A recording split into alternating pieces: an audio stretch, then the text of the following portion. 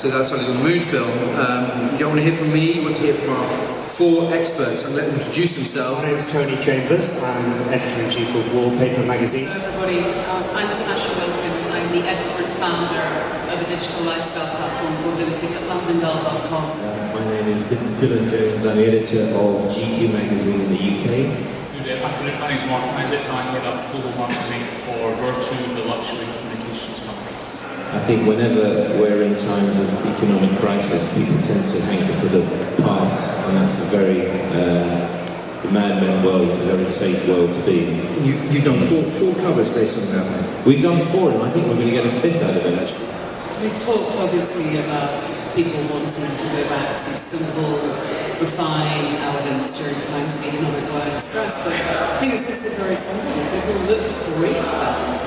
That we all have this idea in our heads that we're these urbane, sophisticated, bizarre, but urbane, sophisticated, elegant, chic people. And that era of the 50s and 60s, which is what I think we really mean when we talk about retro chic, I think is perceived to be the epitome of that.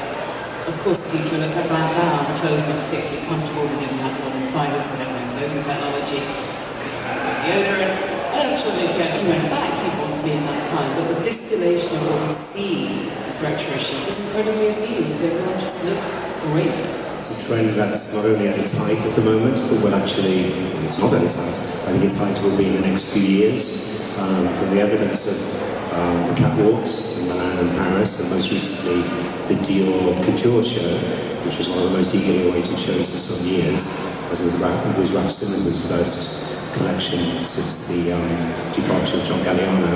It was the most sincere and respectful homage of what Mr. Dior did himself in 1947. The amount of money that's spent on luxury is now moving more towards experiences as opposed to hard luxury goods. So I think that's why the trend very much fits in. So it's about doing things that are quite social and very outward and celebrating a moment, and I think that goes right back to it, and that's why cocktail culture, I think, responds. So I think that in terms of cocktail culture, cocktails come from all around the world. They're invented in many different places. Many of them come from South America, many of them come from Brazil, and so I think that's another interesting take on it. I was thinking when Dylan was speaking this idea of ritualised behaviour, why we like retro chic, because it's all about rituals. And cocktail making, very much this idea of a comforting ritual that we can all enjoy. It's an entry-level price point that still feels exclusive, but it's still affordable. Why we all like watching those movies from the 50s and imagining ourselves in this calmer, slower, glamour-free life. To pick up on what Don was saying about technology, I think it's the fact that at that moment technology was certainly our friend and hadn't yet started to control our lives. And there's one person on this panel who, well, we're all involved in communication in some way, so I'll take that back, but I help to sell bits of hardware, but they come with an off button, and that's the critical thing, and I think people are beginning to discover that you can switch things off. I have 4 cell phones and a tablet. I run a digital business and I did not use the Wi-Fi.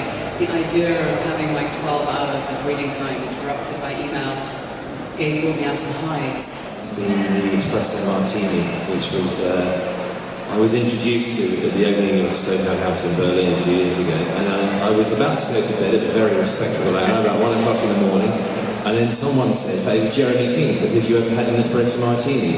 He runs the Wolseley in London, and I said, no, I haven't ever had an espresso martini. And after 6 espresso martinis, I finally felt it was time to go to bed. Although it's horses for courses, I was in Manchester about 6 weeks ago, and giving a talk, and got taken out for dinner afterwards in a very lively restaurant full of footballers, and I made the mistake of ordering an espresso martini, which came in a pint jug.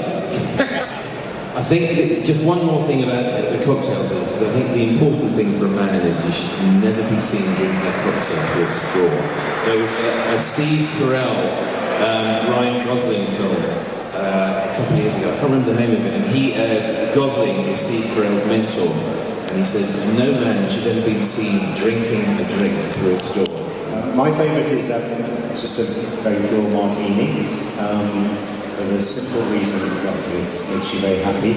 But also I love the idea of it being, there's virtually nothing to it. One might think that it is pure vodka with a hint of vermouth.